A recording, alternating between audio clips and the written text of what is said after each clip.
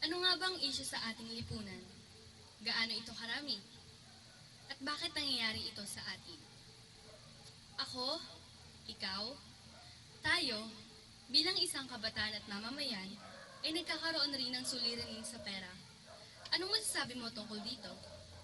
Aking guro at mga kapwa mag-aaral, naway hayaan ninyong hiramin ko ang inyong mga tainga at sa maikling sandali ay maibahagi ko ang aking opinyon sa pamamagitan ng aking talumpati.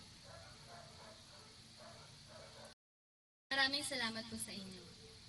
Matitibay na struktura, magagandang pasyalan, maayos na hanap buhay at marami pang iba. Yan ay halimbawa lamang ng mga benepisyong nakukuha natin dahil sa pera. Kung wala ang pera, paano na nga ba tayo? Ako bilang isang mag-aaral, ay malaki ang natutugunan ng pera sa aking pang-araw-araw na pangangailangan.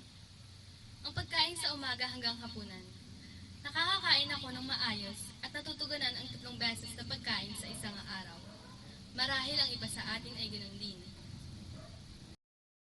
Sa pag-alis ko ng bahay sa umaga, sumasakay ako sa tricycle para mas mapadali ang pagpunta ko sa paaralan dahil minsan ay malapit na akong malate.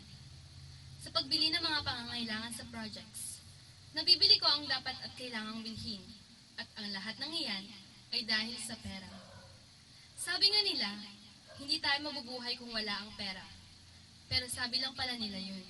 Dahil ako ay naniniwalang, hindi batayan ng pera para mabuhay. Alright, rock and roll. Kung may positibo akong pananaw sa pera, ay may negatibo rin naman. Maraming tao ngayon ay may sari-sariling problema. Problema sa sarili, sa ating mga kaibigan, mga nangyayari sa ating paligid, kung paano tataas ang ekonomi ng Pilipinas, at higit sa lahat ay ang problema sa pera. Bawat isa sa atin ay namromroblema sa perang iyan. Bakit nga ba? Halimbawa na lamang, ang pagiging korap ng iba sa mga opisyales sa ating gobyerno. Paano tayo makakaranas ng matiwasay na pamumuhay kung ang ating mga pangunahing pangangailangan pa nga lang ay kinukuha na ng iba? Tama nga naman, isa pang dahilan tungkol sa isyong iyan ay ang katamaran at maling pag-uugali nating mga Pilipino. Ang katamaran ng isa sa pinakanangungunang dahilan ng paghihirap ng tao. Tayo. Walang tiyaga ang iba na maghanap ng posibleng paraan kung paano nila iaangat ang buhay nila sa kahirapan na kanilang tinatamasa. Ang mga oportunidad ay nababalewala dahil ang mga tao ay nakukontento na sa salat nilang pamumuhay. Mamarapatin ba nilang mamuhay sa salat?